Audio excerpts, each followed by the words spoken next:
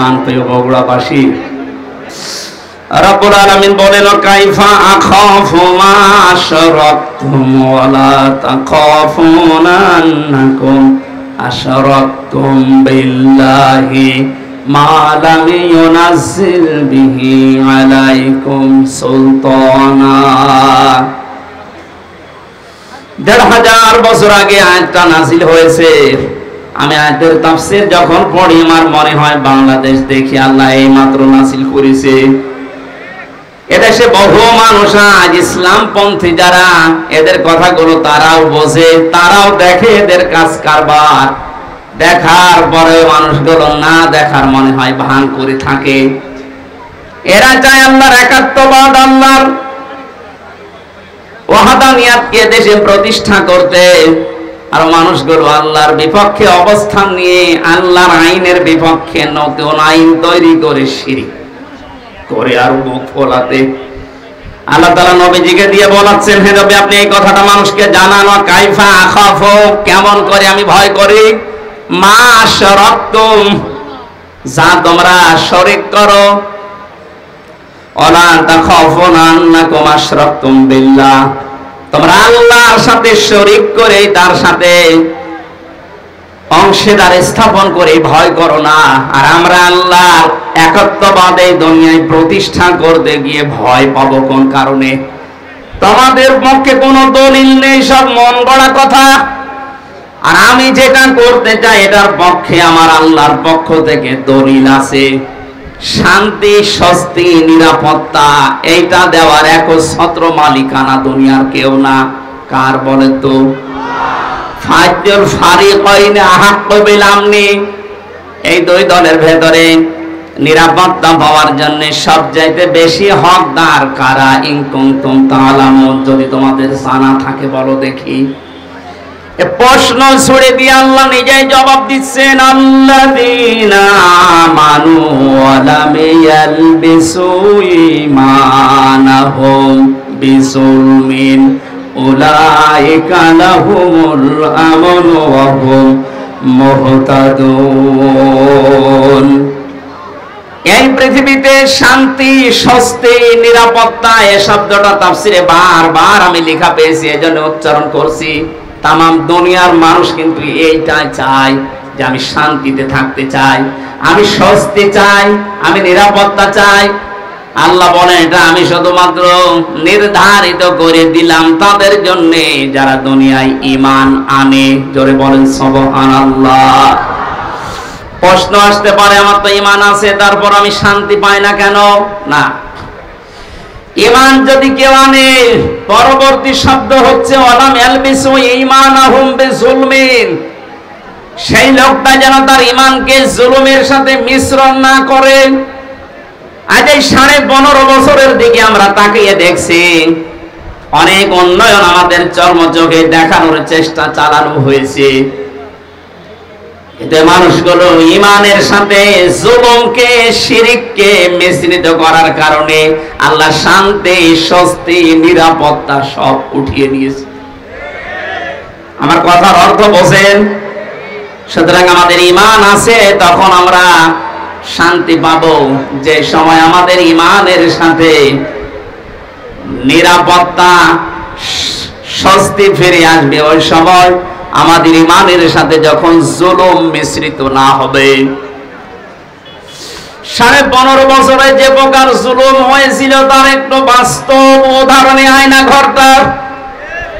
দুনিয়ার আমি কিচ্ছু বাদ, সবকিছু বাদ দিয়ে দিলাম, শুধু এতটুকু যদি আপনার বিবেক থাকে ভাবেন তো, একটা মানুষকে 1 দিন 2 দিন 5 দিন না, জীবিত মানুষকে 8 বছর মাটির নিচে 3.5 হাত ঘরের ভেতরে, কোনো আলো বাতাস, কোনো শব্দ নেই সেখানে। আমি নিজেও 10 দিন ছিলাম।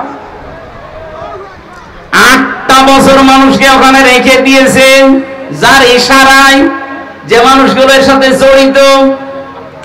মাঝে মাঝেই ভাবতাম আল্লাহ যারা আমাদেরকে পাহারা দিয়ে গেল এরা বাড়িতে যে ঘুমায় কি করে?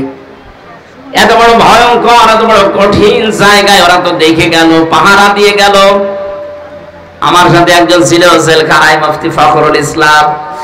উনি আমার মাঝে মাঝে বলতো, হামজা ভাই আমার যখন এই আয়না ঘরে নিয়ে যাই, এই পায়ের ভেতর দিয়ে আমার হাত লাগিয়েছে, পায়ের ভেতর দিয়ে হাত লাগিয়ে সামনে যে লোহার রড দেওয়া ছিল, এই খাঁচা, লোহার এই খাঁচার সাথে হাত দিয়ে সামনে আমার তালা লাগিয়ে দিয়েছে। একটা দুইটা দিন না, 3 মাস একাধারে এইভাবে রেখেছে। তাও 24 ঘন্টা শুধু 1.5 মিনিট 2 মিনিট সময় দিত টয়লেট করার। খাবার যা দিত মাঝে মাঝে মনে হচ্ছে খাবার কেউ মাখিয়ে দিয়েছে।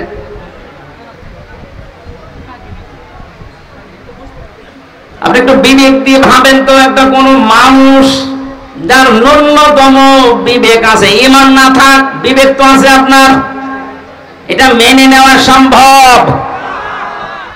আপনি দাবি করছেন আমার ঈমান আছে, আমি তো শান্তি স্বস্তি নিরাপত্তা পাই না। আরে ভাই, আপনার ঈমানের সাথে তো জুলুম মিশ্রিত। এখানে জুলুমের অর্থ তাফসিরে এসেছে জুলুম আই শিরিক। যাদের ঈমানের সাথে জুলুম মিশ্রিত থাকবে, শিরিক মিশ্রিত থাকবে, তাদের জীবন থেকে আল্লাহ শান্তি তুলে নেবে, স্বস্তি বাদ দিয়ে দেবে, নিরাপত্তা আল্লাহ নিজে তুলে নেবে। বলেন নাউজুবিল্লাহ। এই জুলুমের যখন একেবারে শেষ হয়ে যায়, তখন আল্লাহ পাক ধরেন। কালকে একটা আয়াত পেয়েছিলাম কোরআনে কারিমে, আমি এর আগেও পড়েছি, কিন্তু আগস্টের 5 তারিখের সাথে দেখলাম আয়াতটা 100 ভাগ মিলে গেছে। সূরা আনামের 44 নম্বর আয়াতটা, ফালাম্মা নাসু মা যুক্কিরু বিহি ফাতাহনা আলাইহিম আবওয়াবা কুল্লা শাইইন। আল্লাহ পাক বলেন, যখন এই মানুষগুলো আমার বিধান, আমার আইন, আমার কানুন তাদের কাছে যাবার পরে আস্তে আস্তে ভুলে গেল, তাদের শান্তির, তাদের ক্ষমতা, তাদের যে বাহনগুলো, এগুলো আমি আল্লাহ আরো বাড়িয়ে দিলাম। লাফাতাহনা, আমি আল্লাহ খুলে দিলাম। ফাতাহনা আবওয়াবা কুল্লা শাইইন হাত্তা ইযা ফারিহু বিমা উতু। আমার এই নিয়ামত পাওয়ার পরে মানুষগুলো আরো বেশি আনন্দিত, এত আনন্দিত হয়েছিল যে পেছনের কোনো কথা তাদের আর মনে ছিল না। আয়াতটা নাযিল হয়েছে 1500 বছর আগে, অথচ 15.5 বছরের সাথে মিলালে আমার মনে হচ্ছে মিলে যাচ্ছে। 2006 সালে এই অক্টোবরের 28 তারিখে যারা পিটিয়ে মানুষ হত্যা করে ড্যান্স দিয়েছিল লাশের উপরে, এটা দেখার পরে ওই সময় আমি চিন্তা করেছিলাম, আল্লাহ এরাও মানুষ। আমার মনে হয় না কোন জায়গা থেকে যেন একবার তাফসীর মাহফিল শেষ করে বাড়ি যাচ্ছিলাম, বাসের পেছনে ছিলাম বসা, ড্রাইভারের মাঝখানে দেখলাম রাস্তায় একটা কুকুর পড়ে আছে মরি। ড্রাইভার সাহেব মাঝখান দিয়ে না দিয়ে বাম দিয়ে চালিয়ে দিল, তো গাড়িটা ঝাঁকি দিয়ে উঠেছে। ড্রাইভারকে বললাম, ভাই আপনি এমন করলেন কেন? ড্রাইভার আমারে বলে, হুজুর আপনি দেখতে পাচ্ছেন না যে একটা কুকুর মরে পড়ে আছে? আমি মরা কুকুরের ওপর আবার গাড়ি চালিয়ে দেব, আমার বিবেক নেই? আমি বললাম, ভাই তো মরা কুকুর, ও মরে গেছে, ওকে মারলে কি আর না মারলে কি? ড্রাইভার আমার দিকে ঘুরে বলছে, হুজুর আপনি কি আসলে হুজুর? আপনি কেমন হুজুর? আপনি দেখছেন একটা জিনিস মরে গেছে, আমি ডবল করে আবার মারবো, আমার বিবেক নেই? আর গায়ে থাবা দিয়ে বললাম, এই কথাটা শোনার জন্য আমি ছিলাম। একটা মরা জিনিস ডবল করে মারা যায় না, আপনার বিবেকে এটা সায় দিচ্ছে। অথচ বাস্তবতায় দেখেন, এই দেশে অনেক মানুষকে আমরা দেখেছি জীবিত মানুষ পিটিয়ে মারার পরে লাশের উপরে ড্যান্স দিয়েছে। আপনার মতো বিবেকও তাদের নেই। আপনি একটা কুকুরকেও, মরা কুকুর আবার ডবল করে মারতে চান না, আর ওরা জীবিত মানুষকে হত্যা করে লাশের উপরে ড্যান্স দেয়। ওরা কোন মানুষ? এটা দেখার পরেই ভেবেছিলাম, না আল্লাহ এরকম এত বড় নৃশংস কাজ যারা করতে পারে তাদেরকে আল্লাহ দুনিয়ায় কোনোদিন শান্তি দেবে না।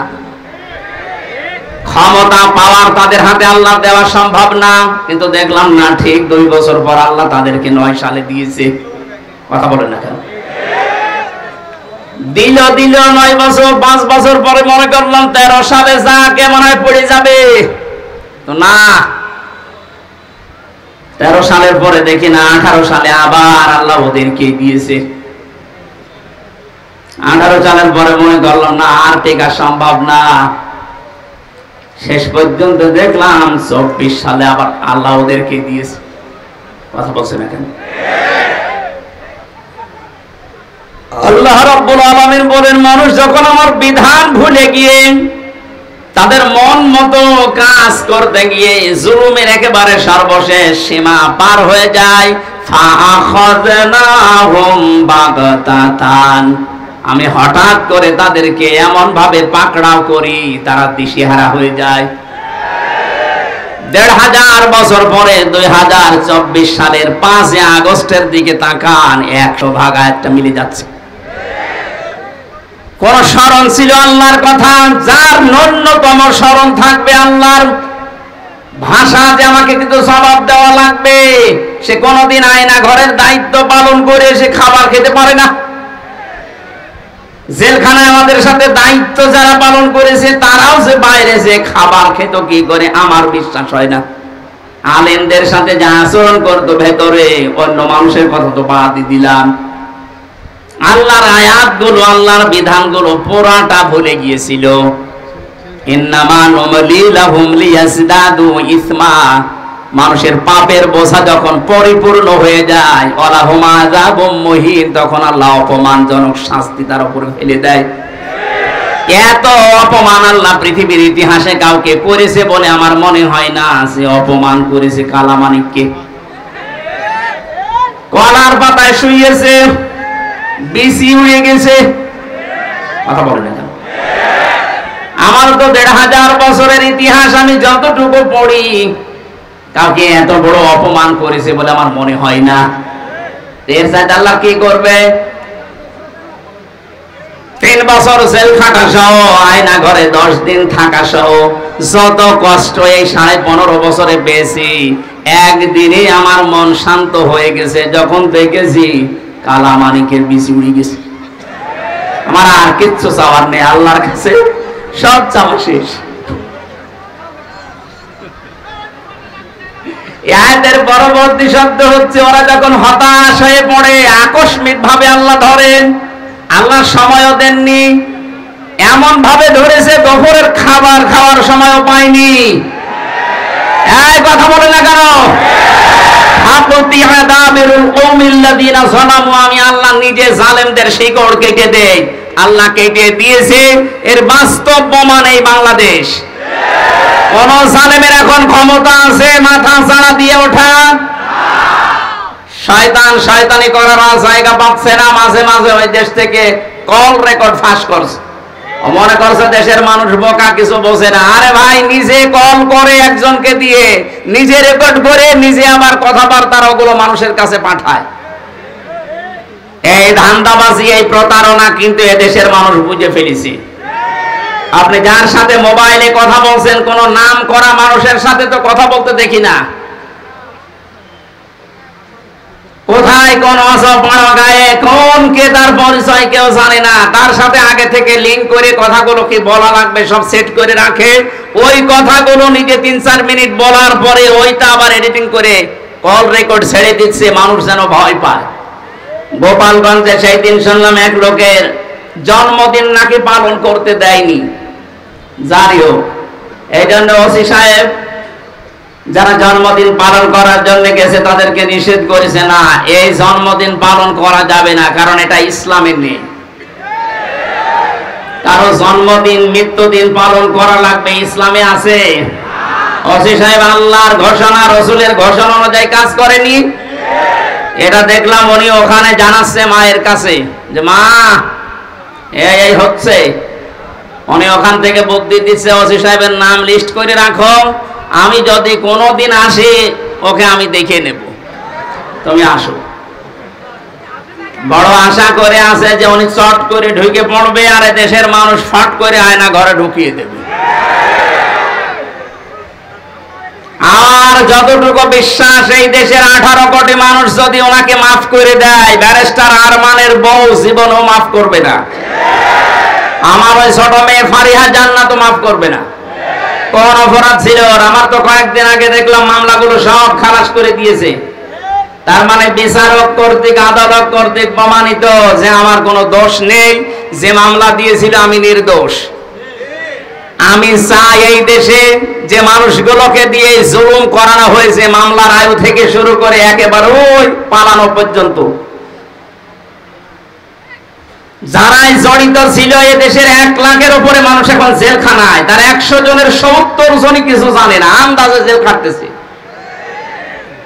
যারা 2 বছর, 5 বছর, 10 বছর পরে নিরপরাধ প্রমাণ হয় যে কোনো দোষ নেই, তখন ছেড়ে দেওয়া লাগে। সুতরাং এই মানুষগুলো আমি চাই, যারা এই জুলুমের সাথে জড়িত, একটা মানুষকে জেলে দিলে তার পরিবারের সব ধ্বংস হয়ে যায়। আমার 2টা মেয়ের খোঁজ এই 3 বছরে কে নিয়েছে? আমার ম্যাডামের, আমার মা বাবার। প্রত্যেক মাসে মাসে তো মামলা তুলতে আছে, 33 বারের উপরে আমার মামলা তুলেছে, তো জামিন দেয়নি। অথচ সেই বিচারক এই কয়েকদিন আগে পুরাটা খালাস করে দিয়েছে। মামলাটা হাতে নিয়ে আমার সামনে তো ছিলাম আমি, আমারে বলছে যে এ কি বিচার করবে, এর ভেতরে কোনো মাল নেই, যা। আমি বলতেও গেলাম যে স্যার, মাননীয় আদালত, এই মামলা তো 3 বছর আপনার হাতে ছিল, তখন তো বলেননি, এখন বলছেন কোনো মাল নেই, কি দেখে বিচার করব? সব ফেলে দিলেন। এই 3 বছর আগে যদি এরকম টান মেরে ফেলে দিতেন, তাহলে তো আমার 3 বছর জেলে থাকা লাগে না। এইটাই বলতো যে হুজুর আমার কিছু করার নেই, উপরের নির্দেশ, হাত বাঁধা ছিল। কথা বলে না কেন? এরকম হাত বাঁধা কি শুধু ওই বিচারকের ছিল? এদেশে 1628টা চেয়ার, শুধু একটা চেয়ারের হাত খোলা ছিল, বাকি সবগুলোর ছিল হাত বাঁধা। এজন্য তাদের ইচ্ছা থাকার পরও তারা ন্যায় বিচার করতে পারেনি। কোনদিন একটা বিবেক সম্পন্ন মানুষের এই জুলুম দেখার পরে সহ্য করা সম্ভব না, কিন্তু হাত বাঁধা। ওনার হাত খুলে যাওয়ার পরে আর 1 সেকেন্ডও দেরি করে না, সব খারিজ করে দিয়েছে। আমরা চাই রাষ্ট্র সংস্কার যখন আরম্ভ হয়েছে, এ দেশে যাদের হাত এরকম বাঁধা ছিল, এই 1628টা চেয়ারের কোন হাত যেন আর বাঁধা না থাকে। সবার হাত আমরা আবু সাইদের মতো খোলা দেখতে চাই। কথা বলেন। দায়িত্বে যারা আছে থাক, আমার কোনো আফসোস নেই, নিষেধও নেই, কিন্তু আমরা কারো হাত বাঁধা দেখতে চাই না। প্রশাসনের চেয়ারে যারা আছে, বিচারকের চেয়ারে যারা আছে, হাত খুলে দেন, এদের দ্বারাই ন্যায় বিচার করা সম্ভব। এরা মানুষ না? এদের বিবি বাল বাচ্চা বউ নেই? ওরা বাধ্য হয়েছে এই কাজগুলো করতে। সুতরাং এই জুলুমের সাথে যারা মিশ্রণ করে দিয়েছেন, নিজের ঈমান থাকার পরে আপনি শান্তিতে, স্বস্তিতে, নিরাপত্তার সাথে থাকতে পারবেন না। এ ঘোষণা কার? আল্লাযীনা আমানু ওয়া লাম ইয়ালবিসু ঈমানাহুম বিজুলমিন। যারা ঈমান আনে কিন্তু তাদের ঈমানকে জুলুমের সাথে মিশ্রণ করে ফেলে, তাদেরকে আমি আল্লাহ শান্তিতে থাকতে দেই না। বাস্তব আমরা এখন দেখতে পাচ্ছি, কেউ শান্তিতে আছে? মনে করেছিল আমি আরামে থাকবো, যাদের দ্বারা আরামে থাকবে তারাই ধরিয়ে দিয়েছে। এই যে দীপমণির নাম শুনলাম, উনি ওনার বোনের বাড়িতে পালিয়েছিল। বোনের ছেলে মোবাইল টিপছিল, নিষেধ করে যাই মোবাইল টেপা বাদ দিয়ে পড়াশোনা কর। ও ছেলেটা বিরক্ত হয়ে গিয়ে 999-এ কল দিয়ে এই পুলিশ ভাইদের কাছে। আপনাকে আল্লাহ শান্তিতে থাকতে দেবে না। যারা জুলুম করে আর যারা জুলুমের সাপোর্ট করে, এই মানুষগুলো নবীর উম্মত থেকে বের হয়ে যায়। কত বড় কথা লক্ষ্য করেন, যারা জুলুম করে আর যারা জেনে শুনে জুলুমের সাপোর্ট করে, এরা নবীর উম্মতের বাইরের লোক। এদেশে আমরা অনেককে এরকম দেখতে পেয়েছি। সুতরাং আপনাকে আল্লাহ শান্তিতে, স্বস্তিতে, নিরাপত্তায় থাকতে দেবে কোন কারণে? বিডিআর বিদ্রোহের নামে হাজার হাজার মানুষকে বিনা কারণে, তাদের মুখের ভাষা, তাদের মুখের কান্না, চোখের পানি দেখলে আল্লাহর আরশ পর্যন্ত কেঁপে যায়। এই 3 বছরে 900-র উপরে বিডিআর এর সাথে আমার দেখা। কত মানুষ 1 মাস পরে রিটায়ার্ড হয়ে বাড়িতে যে বউ বাচ্চা নিয়ে থাকবে, অথচ 14 বছর জেল খাটতেছে। রাতে তাহাজ্জুদ পড়তে যখন উঠতাম, দেখতাম এই মুরব্বী মানুষ, এরকম মুরব্বী মানুষ 14 বছর জেলে আছে। রাতের বেলা ঘুমের ভেতরে ঘুম থেকে উঠে এমন একটা আওয়াজ দিত, আমার মনে হয় আরো সে চলে যায়। 60 বছর 65 বছরের এই মুরব্বী মানুষ চোখের পানি ফেলে কাঁদতো, হামজা ভাই জীবনের 1 মাস পরে রিটায়ার হয়ে যেতাম, বিনা কারণে কিচ্ছু জানি না, যদি শাস্তিও দিয়ে দিত মাত্র 7 বছর জেল হইতো, অথচ 15 বছর পড়ে আছি। কি জবাব দেবেন আপনি এই জুলুমের?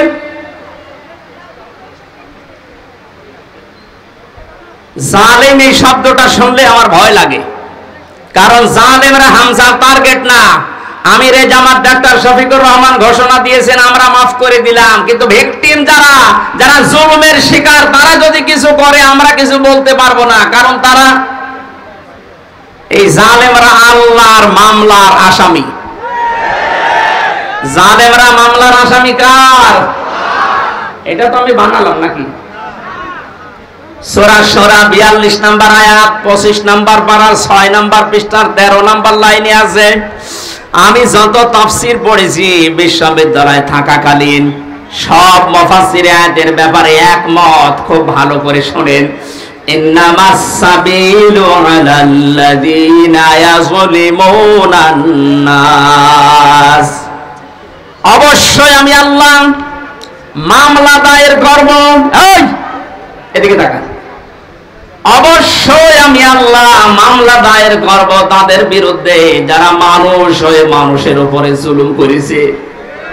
এই আয়াতটা বাংলাদেশের সাথে মিলান, আমার তো মনে হয় অনেকের জীবনে এটা মিলে যাচ্ছে। কোন কারণে কিচ্ছু জানে না, লোকটা ঘুমিয়ে আছে ঘরে, ঘুম থেকে উঠে যাচ্ছে জেলখানায়। কি গো তুই গাছ কেটেছিস, অথচ গাছ কাটা কি ও কিছুই জানে না। এরকম মিথ্যা মামলা দেশে ছিল না? আরো আসতে বলেন। এই বিষয়গুলো আমি নিজে জানতাম না, জেলখানায় 3টা বছরে ধাপে ধাপে দেখেছি, তাই বলছি। বললাম না 100 জনের 70 জন মানুষ অন্তত কিছু জানে না। জেলে ঘুমিয়ে আছে, পরের দিন আবার ঘুম ভাঙার পরে কোথায় গো? বাড়িতে। কেন? কিছুই জানে না। মাঝখান থেকে পরিবারের কাছ থেকে 1.5-2 লাখ টাকা নিয়ে আল্লাহর ওলি জামিন করিয়ে দিয়েছে। এই জুলুমের শেষ কোথায়? আপনি কি জবাব দেবেন আল্লাহর কাছে? এখানে জালেমদের কোন সম্পদ আল্লাহ দুনিয়ায় কাজে লাগাতে দেয় না, তার বাস্তব প্রমাণে দরবেশ কত টাকার মালিক ছিল আপনি হিসাব করতে পারেন? কি হয়েছে তার টাকাগুলো? এখন শানের উপরে ঘুমানো লাগে। আমাদের যেখানে রেখেছে 3টা বছরে এই মাটির উপরে, শানের উপরে, এখন তার ওই জায়গায় থাকা লাগছে। কি হচ্ছে তার ওই অর্থ সম্পদ গুলো, এই টাকাগুলো কোন কাজে আসতেছে? এখন তাদের যে চরিত্রের বর্ণনা বের হচ্ছে, শয়তান পর্যন্ত আশ্চর্য হয়ে যাচ্ছে যে দরবেশের চরিত্র এত নিম্ন। এজন্য আমাদের সাবধান হওয়া উচিত। আমি আজকাল বাস্তব প্রমাণ দিয়েই বলছি, এদেশে শেখ হাসিনা থেকে শুরু করে যারা তার দোষর ছিল সবাই আল্লাহর মামলার আসামি। মামলার বাদী যত বড় হয়, মামলা মেটানো তত কঠিন হয়। এক কথা বলে না কেন? আমার মামলার বাদী যদি আমার সত্যি কথা বলছি কোন সলিমদ্দি হতো, আমি যদি আকিস গ্রুপে চাকরি করতাম, আপনার কয় টাকা লাগতো? টাকা দিয়ে হলে আমি 2-3 দিনে বের হয়ে চলে আসতাম। কিন্তু এমন মানুষ বাদী, এই জন্য 33 বার ওঠার পরও মামলার জামিন হয়নি। উনি বিদায় নেওয়ার কয়েকদিন পরে জামিন সব শেষ। সুতরাং এখানে বাদী কিন্তু যিনি পালিয়েছে উনি না, হামজাও না, মামলার বাদীকে। আপনি দেখেন আপনার দ্বারা আবার জুলুম হয়ে যাচ্ছে না তো? আজ অনেকে নিজের স্ত্রীর উপরে জুলুম করছে, পরিবারের উপরে জুলুম করছে, স্ত্রী হিসাবে স্বামীর উপরে জুলুম করছে। আল্লাহর নবীর স্ত্রী তার স্বামীকে অভয় দিত, স্বামী আমার ভয় পাবেন না, ইন্নাকা লা তাসিলুর রিহমা। এই পৃথিবীতে যারা আত্মীয়তার ঠিক রাখে তাদেরকে আমার আল্লাহ কখনো ভয় দেখান না। জোরে বলেন সুবহানাল্লাহ। নবীজি যখন ওহী নিয়ে এসে ভয় পেয়েছিলেন, তিনি বলছিলেন জাম্মিলুনি জাম্মিলুনি, আমাকে ঢেকে দাও। খেয়াল করেন, আমাকে ঢেকে দাও, আমি ভয় পেয়েছি। হযরতে খাদিজাতুল কুবরা রাদিয়াল্লাহু তাআলা আনহা ওই সময় কিন্তু মুসলমান হননি, কারণ কালিমার দাওয়াত পাননি। ওই সময় তিনি নবীজিকে ডাক দিয়েছিলেন, ইয়া আবুল কাসেম, হে কাসেমের পিতা, কাল্লা, কখনো না, আল্লাহি, আল্লাহর কসম, মা ইখজিকাল্লাহু আবাদান, কখনো আল্লাহ আপনাকে লাঞ্ছিত অপমানিত ভয় দেখাতে পারে না। সম্মানিতা মা বোনেরা যারা এসেছেন তাদেরকে এবার বলছি, হযরতে খাদিজাতুল কুবরা বিশ্ব নবীকে ওই দিন 5টা বিষয় শুনিয়েছিলেন ভয় না পাওয়ার কারণ হিসাবে। আপনি আপনার স্বামীকে যদি এই কথাগুলো বলতে পারেন আর আপনার স্বামীর চরিত্রের ভেতরে যদি এগুলো দেখতে পারেন, বুঝবেন ওই স্বামী হক পথে আছে। 1 নম্বরে, যে স্বামী তার রক্তের সম্পর্কগুলো ঠিক রাখে সেই স্বামীকে দুনিয়ার কোনো ভয় পাওয়াতে পারে না। অথচ আজ লক্ষ লক্ষ পরিবারের দিকে তাকান, অধিকাংশ পরিবারে বউর কারণে স্বামী তার রক্তের সম্পর্কগুলো ঠিক রাখতে পারে না। এই কথা বলছেন? স্বামীর রক্তের সম্পর্ক ছিল তার ফুফুর সাথে, তার চাচার সাথে, তার ভাইয়ের সাথে, তার বোনের সাথে। এমন বউ পেয়েছে নামাজ পড়ে, রোজা রাখে, কালো বোরকা পরে, কিন্তু এগুলোর সাথে আমার আসল সম্পর্ক যেগুলো হক আদায় করা দরকার এগুলো করতে গেলে ওর আর মন পাওয়া যায় না। এমন বউ দেশে নেই। আপনি নামাজ রোজা কালো বোরকা পরে জাহান্নামে যাবেন। নবীজি জানিয়েছেন, কোন স্ত্রী লোক যদি চায় যে তার স্বামীর হায়াত আরো বেড়ে যাক, তার স্বামীর মান সম্মান, টাকা পয়সা, অর্থ সম্পদ, প্রভাব প্রতিপত্তি, ক্ষমতা দুনিয়ায় বাড়তেই থাক, তাহলে সেই মহিলা যেন সব সময় তাকিদ দেয় তার স্বামীকে, স্বামী তুমি যা করো না কেন সম্পর্কগুলো রক্তের ঠিক রাখো।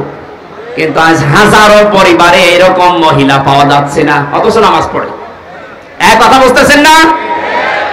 মা বোন যারা এসেছেন, নবীর স্ত্রীর মতো এই চরিত্র আপনাদের থাকা লাগবে, তারপরে খাদিজার সাথে জান্নাত। আপনার স্বামীকে আপনি সব সময় তাকিদ দেবেন, সাহায্য করবেন, তুমি যা করো করো, কিন্তু নিজের স্ত্রী হয়ে আমি তোমাকে বলছি যতগুলো সম্পর্ক আছে রক্তের, আমাদের যা হয় হোক, এদের সাথে ঠিক রাখো, আল্লাহ নিজে পুষিয়ে দেবেন। সুবহানাল্লাহ বলে। 2 নম্বরে হযরতে খাদিজা বলেছিলেন, অতাহমিলুল কাল্লা, হে স্বামী, কখনো আপনাকে আল্লাহ ভয় দেখাতে পারেন না, কারণ আপনি মানুষের বোঝা হালকা করে দেন। এই শব্দটা আমি এখন পর্যন্ত, এতদিন পর্যন্ত ভালো বুঝতাম না। এখন গভীরে চিন্তা ভাবনা করে দেখছি যে এর ভেতরে এত কথা খাদিজা বলেছিলেন। হে স্বামী, আপনি মানুষের বোঝা হালকা করে দেন। এটা নবীর চরিত্র ছিল, তিনি বোঝা হালকা করে দিতেন। আর আমরা এমন উম্মত হয়ে দাঁড়িয়েছি, মানুষের বোঝা হালকা করা দূরের কথা, মানুষের বোঝা আরো বাড়িয়ে দিচ্ছি। 850 বছর আগে পালিয়েছিল লক্ষণ সেন, আর তার পেতাত্তা পালিয়েছে 5 আগস্টে। উনি যাওয়ার সময় বলে গিয়েছে সেনাপ্রধানকে নাকি, যে যাবার পরে এমন এমন কাজ তোমরা করবা যেন এ দেশ 2 মাসের বেশি টিকতে না পারে। এতটুকু বললেও হতো। বারবার এখন মানুষকে উনি জানাচ্ছেন যে দেশ আর 1 মাসের বেশি চলবে না, কিভাবে চলে আমি দেখব, কারণ আমি যা করে এসেছি এত ঋণ এ দেশের মানুষ শোধ দিতে পারবে না। এত ঋণের বোঝা আপনি রেখে গেলেন। আমার মেয়ে হয়েছে কয়েকদিন আগে, 7-8 দিন হয়ে গেল, ওর মাথার উপর এখন 1 লাখ টাকা ঋণ। কি আমি বানিয়ে বলছি? এদেশের প্রতিটি মানুষের মাথা পিছু ঋণ এখন 1 লাখ। ঋণের বোঝাগুলো দিয়ে গেলেন আপনি, নবীর উম্মত দাবি করেন, 14 বার নাকি হজ করেছেন। কি করেছেন আপনি? নবীর আদর্শ ছিল তিনি মানুষের বোঝা হালকা করতেন, আর সবার বোঝা আপনি দিয়ে গেলেন। আগস্টের 5 তারিখের আগে কত মানুষের পরিবার ধ্বংস করেছেন, কত মানুষের হাত নেই, পা নেই, চোখ নেই, অন্ডকোষ পর্যন্ত নেই। এই মানুষগুলো এখন পরিবারের বোঝা। এই কথা বোঝেন? এই বোঝাগুলো যিনি বানিয়ে গেলেন উনি নবীর উম্মত হতে পারেন? আরো জোরে বলেন না। নবীর উম্মত যে না, সে নবীর উম্মত না, সুপারিশ পাবে। আমাদের কাজ হবে আমরা মানুষের বোঝা হালকা করব। ডাক্তার শফিকুর রহমান এইটাই করে বেড়াচ্ছে সারা দেশে। যত মানুষ শহীদ হয়েছে 1880 জনের তালিকা আমরা পেয়েছি। প্রত্যেক পরিবারে 2 লক্ষ করে টাকা দিয়ে আসতেছে। টাকাওয়ালা মানুষ দেশে আর নেই। কিছুটা হলেও তো তাদের বোঝা হালকা হচ্ছে। এটা নবীর উম্মতের কাজ। কার কাজ? যারা মানুষের বোঝা হালকা করে দেয় তাদের ভয় আল্লাহ দূর করে দেয়। এই জন্য ওনার কোনো ভয় আছে? আমার সাথে ছেলে 4 দিন ছিল, আমি দেখেছি লোকটার কোনো ভয় নেই, নির্ভয় বানিয়ে দিয়েছে আল্লাহ। ওনার তাওয়াক্কুল, ওনার ইখলাস এত উপরে। অনেকে বাইরে থেকে উল্টাপাল্টা মন্তব্য করে, আরে বেটা কাছ থেকে দেখেছি তার আমল। আমার মতো যুবক মানুষ, 33 বছর বয়স আমার, আমি 1.5 পারা 2 পারা কোরআন পড়তে গেলে নামাজে দাঁড়িয়ে পা লেগে যায়।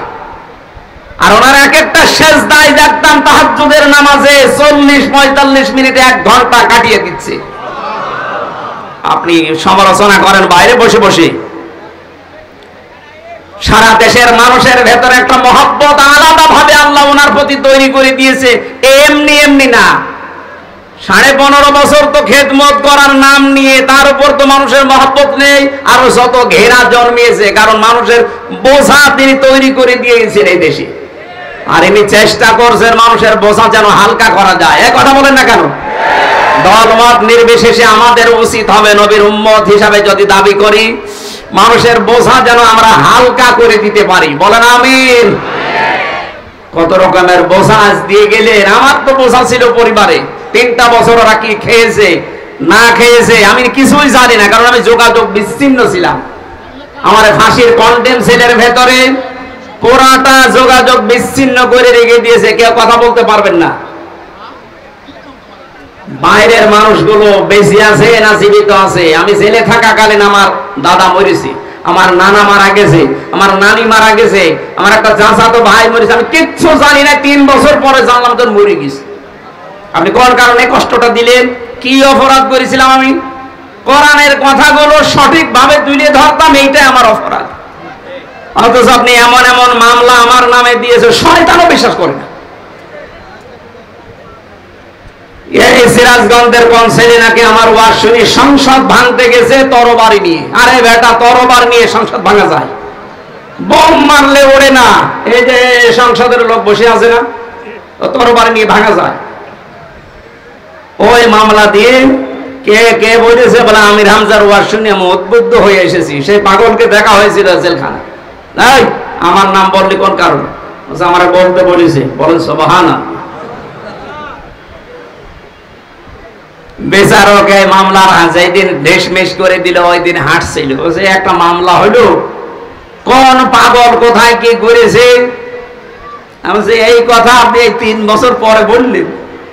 এটা যদি সেই প্রথম যখন মামলা উঠেছিল 7-8 দিন পরে ওই সময় বলে দিতেন যে না, এই মামলার কোনো ভিত্তি নেই, 3টা বছর আমার বাইরের জীবনে থাকা লাগতো, এই ভেতরে থাকা লাগতো না। কত রকমের বোঝা মানুষের মাথার উপরে চাপিয়ে দিচ্ছেন, আর আপনি নবীর উম্মত দাবি করছেন। আপনি শান্তি পাবেন, স্বস্তি পাবেন, নিরাপত্তা জীবনেও না। যারা মানুষের বোঝা হালকা করে দেয় আল্লাহ তাদেরকে শান্তি দেয়। সুবহানাল্লাহ বলতে পারেন নাই? আমাদের জীবন যতদিন আছে মানুষের বোঝা বাড়াবো না মানুষের বোঝা হালকা করব? যেখানে যতটুকু আছে মানুষের বোঝা হালকা করার চেষ্টা করেন। আপনার জীবনের বোঝা আল্লাহ হালকা করে দেবে ইনশাআল্লাহ। হযরতে খাদিজার পরে আরো অনেকগুলো কথা বলেছিলেন।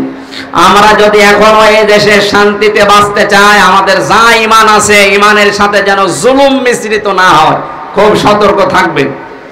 জুলুমের এখানে অর্থ হচ্ছে শিরিক। শিরিক যেন মিশ্রিত না হয়। উলাইকা লাহুমুল আমনু ওয়া হুম মুহতাদুন।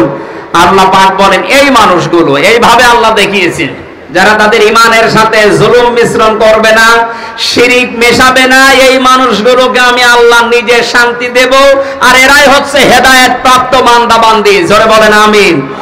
আল্লাহ এই বাস্তবতা আমরা যেন দেখতে পারি, তার পক্ষ থেকে শান্তি, স্বস্তি, নিরাপত্তা নিয়ে যেন এই দেশে বসবাস করতে পারি, সেই তৌফিক দান করুন আমিন। হালাতা আলাল ইনসানি হাইনুম মিনাদ দাহরি লাম ইয়াকুন শাইয়্যাম মাযকুরা। মানুষের জীবনে কি এমন সময় যায়নি যখন সে উল্লেখ করার মতো কিছু ছিল না? ফালিয়ানজুরিল ইনসানু মিম্মা খুলিকা মিন মাইন দাফিক ইয়াখরুজু মিন বাইনিস সুলবি ওয়াত তারাইব। আল্লাহ তাআলা বলেন, মানুষ যেন তাকায় তার জন্মের দিকে, কি দিয়ে আমি তাকে বানালাম। বাবার স্ফলিঙ্গ দিয়ে দ্রুত গতিতে বের হয়ে যায়, নাপাক পানিটা মায়ের রেহেমের ভেতরে জমা হয়, এখান থেকে নতফা, এরপরে মুদগা, এরপরে আলাক, এভাবে আস্তে আস্তে আমি তাকে একটা বডি স্ট্রাকচার দান করি। শুধু এতটুকুই শেষ করিনি, খালাকাল ইনসান আল্লামাহুল বায়ান, মানুষ আমি বানিয়েছি আর কথা বলার যোগ্যতা আমি দিয়েছি। আল্লাহু আখরাজাকুম মিন বুতুনি উম্মাহাতিকুম লা তা'লামুনা শাইআ। আস্তে করে মায়ের পেট থেকে ওকে বের করে নিয়ে আসার পরে এমন অবস্থা ছিল যখন সে কিছুই জানতো না। ওয়াজআলা লাকুমুস সামআ ওয়াল আবসারা ওয়াল আফইদা ইলা আখিরি আয়া। শ্রবণ শক্তি দিয়ে, দর্শন শক্তি দিয়ে, বাক শক্তি, এই যে কথা বলার শক্তি দিয়ে পরিপূর্ণরূপে আমি আস্তে আস্তে তাকে দুনিয়ার ভেতরে বড় করি। আমরা উল্লেখ করার মতো কিছু ছিলাম না, সেখান থেকে এখন আমি হামজা কথা বলতে পারছি। এ কথা বলার যে যোগ্যতা দিয়েছেন তিনি আমাদের মালিক, আমাদের রব আল্লাহ। বলেন তো কে? তাহলে এই যে বাক শক্তি, কথা বলার যোগ্যতা আল্লাহ দিয়েছেন, এটা যারা 15.5 বছর কেড়ে নিয়েছিলেন, আমি বগুড়াতে বহুবার এসেছি, আমার কথা বলতে দেননি। আজকে আসেন তো সেই মানুষগুলো দেখি, মাইক কেড়ে নিন তো। মায়ের দুধ খেয়েছেন আমি দেখছি, আসেন মাইক কেড়ে নিয়েছি। যারা আলেমদের এই 15.5 বছর মাইক কেড়ে নিয়েছেন, কোরআনের কথা বলতে দেননি, আপনি মুসলমান নাম করলেও আপনি কাফের, কারণ ওটা কাফেরদের চরিত্র। কোরআন মানুষকে শুনতে না দেওয়া, এটা কাদের চরিত্র? আল্লাযীনা কাফারু লা তাসমাউ লিহাযাল কুরআন আলগাউ ফীহি লাআল্লাকুম তাগলিবুন। আল্লাহ তাআলা 1500 বছর আগে কাফেরদের চরিত্র দিয়েছেন। আবু জেহেল সংসদে পর্যন্ত এই আইন পাশ করেছিল, সব চলতে দাও, কোরআনের আলোচনা যেন মুহাম্মদ করতে না পারে, যেখানে করবে বাধা দাও। এই যে আলগাউ দিয়েছেন আল্লাহ, হট্টগোল বাঁধাও, ঢোল ডুগি তবলা বাজাও, পরিবেশ নষ্ট করে দাও, মানুষ যেন কোরআনের আলোচনা শুনতে না পারে। আলগাউ ফীহি লাআল্লাকুম তাগলিবুন, আশা করা যায় তোমরা গালেব হবে, বিজয়ী হবে। এ ধারণা কাফেরদের। কাদের? 1500 পরে দেখলাম এই ধারণা অনেক মুসলমানদের ভেতরে প্রবেশ করেছিল। ওরা মনেই করতো এই যে কোরআন শুনলেই বুঝি আমাদের চেয়ার নাকে আবার উল্টিয়ে যায়। কথা বলেন না কেন? সুতরাং যে মানুষগুলো এই ধারণা নিয়ে, এই চিন্তা ভাবনা নিয়ে কোরআনে বাধা দিয়েছিলেন, আপনার আর আবু জেহেলের ভেতরে পার্থক্য এই শুধু নামের। কিসের পার্থক্য? কোনো পার্থক্য এই একটাই, নামের। নামে মানুষকে মুসলমান নিয়ে, মানুষকে জান্নাতে নিয়ে যেতে পারবে? বলেন।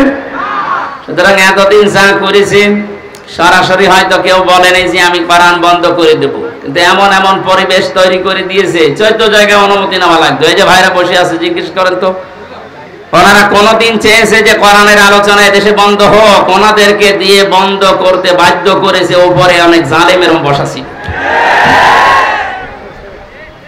এমন এমন মানুষকে বসিয়েছে, নামে মুসলমান, কামে সব কাফেরদের মতো। 14 জায়গায় যদি অনুমতি নেওয়ার জন্য মানুষ একটা তাফসীর মাহফিল করবে, কোরআনের আলোচনা করবে, 14 জায়গায় যদি অনুমতি নেওয়া লাগে, ওর ধৈর্য কোলাবে? শেষ পর্যন্ত হাল ছেড়ে বলবে দরকার নেই, মমতাজকে নিয়ে এসে 5টা জায়গা আনতে দে। সরাসরি কিন্তু বলতো না যে তাফসীর মাহফিল হবে না। তো এমন এমন সিস্টেম করে দিয়েছিল মানুষ যেন ও পথে না হাঁটে। তাহলে এই সিস্টেম গুলো যারা করেছিল, এরা কোরআনের ভাষায় কাফের। এরা কি? বলেন। কাফের মারা গেলে জানাজা দেওয়া হয়, কবরে দেওয়া হয়, দোয়া করা হয়। তাহলে এগুলো যদি মরে যায়, আমার মনে হয় এদের জন্য এগুলো বন্ধ করে দেওয়া দরকার। কারণ ও এমনি জাহান্নামে যাবে, ও এমনিতেও জাহান্নামে যাবে, ও যাক, ওরে আরো লাথি দিয়ে ফেলে দিন, যা। সুতরাং এই পরিবেশ আল্লাহ আমাদেরকে এই যে কথা বলার বাক শক্তি যে আমাদেরকে দিলেন এবং এই কথা বলার যোগ্যতা যিনি দিয়ে পাঠালেন, এটা যারা বন্ধ করেছিলেন, আল্লাহ রাব্বুল আলামিন তাদেরকে এখন সব জায়গা থেকে বন্ধ করে দিয়েছে। ইঁদুরের গর্ত এখন তাদের জায়গা নেই। দু একটা ওকে ঝুঁকে মারছে, ধরা পড়ছে। কথা বলছেন এখন কোরআনের জন্য আল্লাহ এই দেশ এখন ওপেন করে দিয়েছে এবং কোরআন কায়েম হবে, এইটাই সামনে ফাইনাল ইনশাআল্লাহ। আমি কিছু কিছু জরিপ মাঝে মাঝে দেখি যে বিবিসি এরপরে আল জাজিরা এগুলো বললে মানুষের মন খারাপ হয়। আপনাকে আমি আশা সঞ্চার করার জন্য বলছি। একটা জরিপ পেয়েছিলাম কিছুদিন আগে, 100 জনের 14 জন এখনো পর্যন্ত জালেমদের দোসর আছে এদেশে। 100 জনের 28 জন মানুষ এখনো পর্যন্ত শুধু খাওয়ার ধান্দায় আছে। 100 জনের 58 জন মানুষ চাইছে এদেশে আল্লাহর কালাম দিয়ে পৃথিবীটা চলুক। এই জরিপ আমি বানাইনি, যারা জরিপ করে তারাই জানিয়েছে। সুতরাং 100 জনের 58 জন যখন এই 1-1.5 মাসে তৈরি হয়ে গেছে, আশা করছি আল্লাহ এই দেশকে কোরআনের হাতে তুলে দেবেন ইনশাআল্লাহ। এই দৃশ্যটা যেন আমরা চর্ম চোখে দেখতে পারি, সেই আকাঙ্ক্ষা আল্লাহর কাছে করছি। আল্লাহ তুমি কবুল করো, আমিন। দরুদ আর সালাম পড়ছি আমাদের নবী মুহাম্মদ রাসূলুল্লাহ সাল্লাল্লাহু আলাইহি ওয়াসাল্লামের প্রতি। তাম পৃথিবীর সবাই এখন একটা জিনিস চাচ্ছে, শান্তি। কি বলেন তো? সবাই চায় শান্তি। যে জাতির লোককে জিজ্ঞাসা করেন সবাই শান্তি চাচ্ছে। আল্লাহ রাব্বুল আলামিন শান্তি নামে একটা নাম তিনি নিয়েছেন, সালাম। সালাম মানে কি? সেই সালামের পক্ষ থেকে যে ধর্মটা দুনিয়ায় এসেছে তার নাম ইসলাম। ইসলাম মানে শান্তি। ইসলাম মানে কি? এই আসল শব্দ সিলমন বা সালমন, সুখ শান্তির যে বিষয় আল্লাহ ইসলামের ভেতরে রেখেছেন। সুতরাং এদেশে আমরা 96 ভাগ মুসলমান, অন্যান্য ধর্মের লোকেরা যারা আছেন 4 ভাগ। সবাই যদি ইসলামকে নিয়ে আসতে পারি, কাঙ্ক্ষিত মানের শান্তি এদেশে আমরা দেখতে পারবো ইনশাআল্লাহ। এদেশে মসজিদ যেমন পাহারা দেওয়া লাগে না, 3.5 লাখের উপরে মসজিদ আছে, পাহারা দেওয়া লাগে? আরো জোরে বলেন।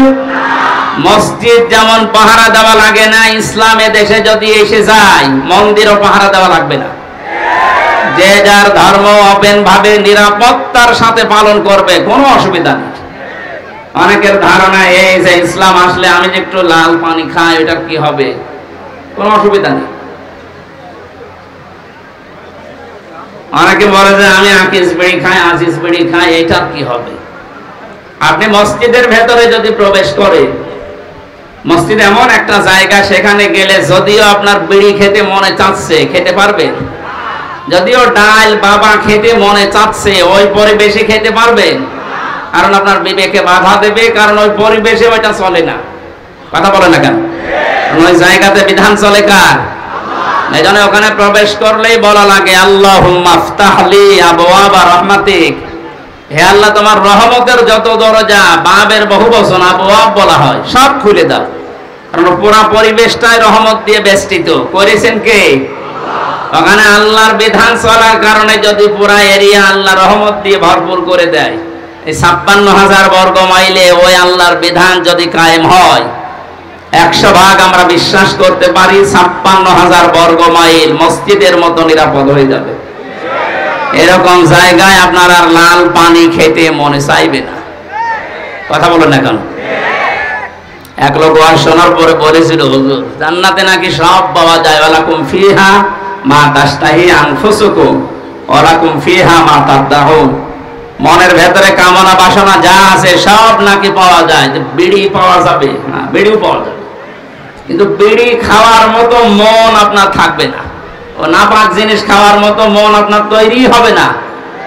জাহান্নামের যে 7টা খাবারের কথা আছে, তার প্রথম নাম্বার খাবার হচ্ছে আগুন। নাম কি?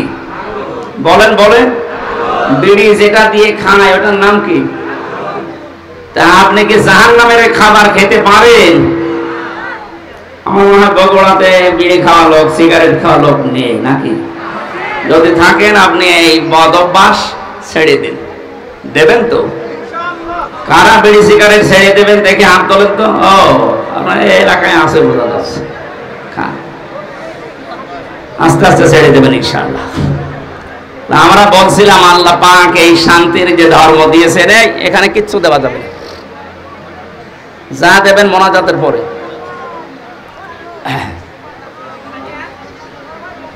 শান্তির জন্য আজ বিভিন্ন ধান্দা করা হচ্ছে, বিভিন্ন জায়গায় আমরা ধর্ণা দিচ্ছি। আল্লাহর পক্ষ থেকে শান্তির যে বিধান আমাদের কাছে এসেছে, ইন্নাদ দীনা ইনদাল্লাহিল ইসলাম, পৃথিবীতে যদি কেউ শান্তি পেতে চায় তার মনোনীত যে পাঠানো ইসলাম, এইটার কাছে আত্মসমর্পণ করা লাগবে। কথা বলেন না কেন? সুতরাং ওপেন ভাবে বলছি, এদেশে যদি শান্তি, সর্বাত্মক ভাবে আমরা শান্তি, শান্তি, নিরাপত্তা চাই, ইসলামের বিকল্প কিচ্ছু নেই। যত তন্ত্র মন্ত্র, যত বাদ আছে সব আমাদের এই 53 বছরে দেখা হয়ে গেছে। এ কথা বলেন না কেন? 53 বছর বাবা চালিয়েছে, আমরা অনেকে দেখি, আমি দেখি না, এ মুরব্বী দেখেছি। আমাদের শহীদ প্রেসিডেন্ট জিয়াউর রহমান চালিয়েছে, আমি দেখি না, ওনারা দেখেছে। এই যে পাশের চাচা এরশাদ চাচা চালিয়েছে, ও আমি দেখি না, আমার 92 সালে জন্ম। আপনাদের এই জেলার ভাবি পুত্রবধূ উনি চালিয়েছে। পাশের জেলার পরের জেলা রংপুরের ভাবি, ববু বলা হয় যাকে, উনি চালিয়েছে। গত বছর আমরা দেখলাম, কাঙ্ক্ষিত মানের শান্তি পেয়েছি বলেন। এখন শুধু দেখতে বাকি আছে যে কোরআন দিয়ে চললে কেমন দেখা যায়। একটু মনে আশা জাগে না যে কেমন লাগে? একটু দেখি তো। আমার তো জীবনের সবচাইতে বড় আশা, আকাঙ্ক্ষা, তামান্না এইটা, আল্লাহ যা করো করো, অন্তত চর্ম চোখে এটা দেখে মরার তৌফিক দিয়ে যে 56,000 বর্গ মাইল কোরআন দিয়ে চলছে। এটা কারা চান দেখি? লিল্লাহে তাকবীর। এই আন্দাজ হাত তুলেন না, এটা কিন্তু সাক্ষী দেওয়া, এটার পক্ষে থাকা লাগবে, যেটা আমরা দেখতে চাই যে আসলে এটা দিয়ে চললে কেমন দেখা যায়। মক্কা মদিনায় আমি ছিলাম, আমি দেখেছি ওখানে 100 ভাগ এটা চলে না, 70 ভাগ আছে, তাই যে শান্তি পাওয়া যায়। এখানে যদি 100 ভাগ কায়েম হয়ে যায়, বাংলাদেশটা মিনি জান্নাত হয়ে যাবে। আরো জোরে বলেন। বাংলাদেশে জেনারেল যে দলগুলো আছে তাদেরকে বলছি, আমি আপনাদেরকে বাঁচাতে চাই, কারণ কোরআনের চোখ আপনার মুখে নেই, চোখে নেই, এই জন্য আপনি হয়তো অন্য কিছু দেখেন।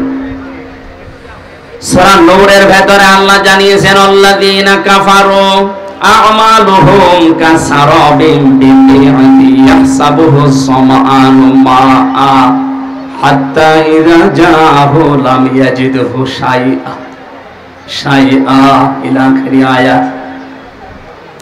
কাফেরদের চিন্তা ভাবনা, ধারণা, বিশ্বাসে দৌড়ে মরিচিকা মনে করেছিল এখানে পানি আছে মনে হয়। মরুভূমির ভেতরে যখন সূর্যের তীব্র দাহ শুরু হয়ে যায়, এই যে বিশ্ব রোডগুলোতে আপনি দেখবেন, ঢাকা বগুড়া যে মহাসড়ক আছে, দূর থেকে গাড়ি চালিয়ে দুপুর বেলা দেখতে মনে হয় যে পানি আছে সামনে, মনে হয় পিচ গরম হওয়ার পরে পানির মতো টলমল করে, কাছে যাওয়ার পরে দেখা যায় না, পানি নেই। পৃথিবীর কাফেরদের দৃষ্টান্ত আল্লাহ এইভাবে দিয়েছেন।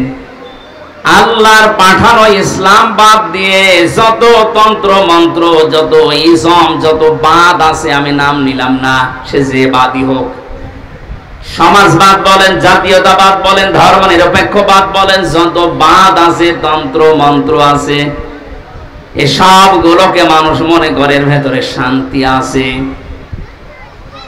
কাছে যাওয়ার পরে দেখে না এটা পানি না। এই জন্য আমাদের উচিত হচ্ছে আপনাকে আমার সাবধান করা। আমি করলাম, জ্ঞানী মানুষ যদি হয়ে থাকেন আপনি আশা করি বুঝে ফেলেছেন। এরপরেও যদি কেউ বলেন না আমি বুঝি নাই, আমি ভান ধরে আছি, এদিকে আসেন। আল্লাহ আপনাকে সহজে এটা বোঝার তৌফিক দিন যে ইসলাম বিদায় করে দিয়ে আজ যারা, আমি কয়েকদিন ধরে লক্ষ্য করছি, মৌলবাদ এই শব্দ নিয়ে অনেকে জিকির করছে, এটা বন্ধ করা লাগবে। মুসলমানদেরকে মৌলবাদ বলা যাবে না এই দেশে। এই শব্দটাকে ফেরি করে এই 15.5 বছর হাজারো মুসলমানকে যিনি ছিলেন তিনি গুম করেছিলেন। এক কথা বলেন না কেন? এই শব্দটাকে ফেরি করে হাজারো মানুষকে আয়না ঘরে রেখেছিল। এই শব্দটাকে ফেরি করে আমাকে জেলখানায় রেখেছিল 3 বছর। এটা দাদাদের পক্ষ থেকে দেওয়া আন্তর্জাতিক একটা ষড়যন্ত্র। এখানে যারা পা দিচ্ছেন আপনি ওই জালেমদের মতো মাজা ভাঙবে। সুতরাং এই শব্দ যেন কোনো মুসলমানের আগে পরে লাগানো না হয়, যেন আমরা মৌলবাদ চাই না। তা আপনি কি চান? মৌল শব্দ এসেছে মূল থেকে। মূল মানে এই পৃথিবীর মূল আমার আল্লাহ। এই কথা বলেন না কেন? মূল হচ্ছে নবীজি। আল্লাহ নবী যদি না থাকে এতে থাকবে কি? সুতরাং এই পৃথিবীতে মৌলবাদ এটাকে যদি কেউ গালি দেয় সে যেন সরাসরি আল্লাহকে গালি দেয়। গালি হিসাবে এটা ব্যবহার করা না, এই ফেরি আর করা যাবে না। আপনি ষড়যন্ত্রে পা দিয়ে আবার না জানি কোন বিপদ ডেকে আনতে চাচ্ছে। বুঝে হোক না বুঝে হোক এটা যদি কেউ করে থাকে, এই শব্দ যেন আর কারো মুখে আমরা না শুনি। কথা বুঝতেছে? গত 2 দিন দেখতে পাচ্ছি দিল্লি থেকে বিশ্বনবী মুহাম্মদ রাসূলুল্লাহ এবং তার জামাই হযরতে আলীকে নিয়ে ব্যঙ্গাত্মক করে কার্টুন ছাপিয়েছে, অপমান করছে। হঠাৎ করে কই এতদিন তো আমরা কিছু দেখলাম না, হঠাৎ এখন এসা গান দিল মানে? এ সুরসুরি আপনাকে কে দিচ্ছে? বাংলাদেশে এখন ওনাদের দুর্গা পূজা শুরু হবে, একটা ডাঙ্গা লাগানোর চেষ্টায় আছে। ওরা মনে করছে বাংলাদেশের মুসলমানেরা এই দৃশ্য থেকে যদি এই সংখ্যালঘু যাদের নাম বলা হয়, কিসের সংখ্যালঘু? এদেশে কোনো সংখ্যালঘু নেই, সবাই আমরা সংখ্যাগুরু। কথা বলেন? এদেশে জন্ম নিয়েছে যে সে এই দেশের মালিক। ওরা মনে করেছে এই কথা তুলে দিয়ে এখন ওরা আলোচনা করবে, সমালোচনা করবে, শেষ পর্যন্ত কিছু মন্দিরে হামলা করবে। না, আমরা অত পাগল না। এদেশে যারা মুসলিম সত্যিকার অর্থে, তারা মন্দির ভাঙা তো দূরের কথা, অন্যান্য ধর্মের দেবতাকে গালি দেওয়াও কোরআন নিষেধ করেছে। এজন্য আমরা সতর্ক থাকবো, ওদের ওই সমস্ত ফাঁদে যেন আমরা পা দিয়ে আমাদের দেশকে আবার আন্তর্জাতিকভাবে টার্গেটে ফেলে না দেয়। অনেকে অতি উৎসাহী হয়ে ইসলাম মানি এই কথার ধান্দা নিয়ে কিছু কিছু কাজ এমন ভাবে দেখাচ্ছে, আন্তর্জাতিক মিডিয়া তো বসে নেই ষড়যন্ত্র করার জন্য। ওরা কিন্তু এমন এমন কিছু কাজ করে শেষ পর্যন্ত ডক্টর মোহাম্মদ ইউনূসকে দিয়ে এই শব্দগুলো যারা ফেরি করেছিল, এই জঙ্গিবাদ, মৌলবাদ, এগুলো আবার আমাদের গায়ের উপরে চাপিয়ে, আমি বাকিটা বলতে পারলাম না, দুঃখিত। এই জন্য আমরা সংক্ষিপ্ত এবং আমরা সাবধান সতর্ক থাকবো ইনশাআল্লাহ। আমি ইঙ্গিত দিয়েছি, আল্লাহ যেন আমাদেরকে বোঝার তৌফিক দেন, বলেন আমিন। যারা চাচ্ছেন এদেশে ইসলাম বিদায় করে অন্য কিছু দাঁড় করিয়ে আপনি শান্তি পাবেন না, আমেরিকা শান্তিতে নেই। কে বলেছে শান্তিতে আছে? ইসলাম যেখানে নেই সেখানে মুক্তি নেই। কথা বলেন? এক দোকানদার তার কর্মচারী রেখেছিল নাম ইসলাম। নাম কি?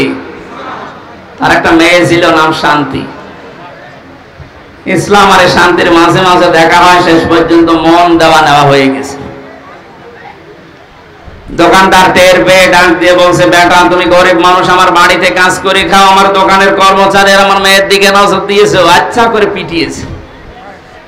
ইসলাম মনে মনে ভাবতেছে, মালিক আমার মেয়ের সাথে মিল করার কারণে আমারে মারধর করলে এই শান্তি কতদিন তোমার বাড়ি থাকে আমি না দেখে দম নেব না।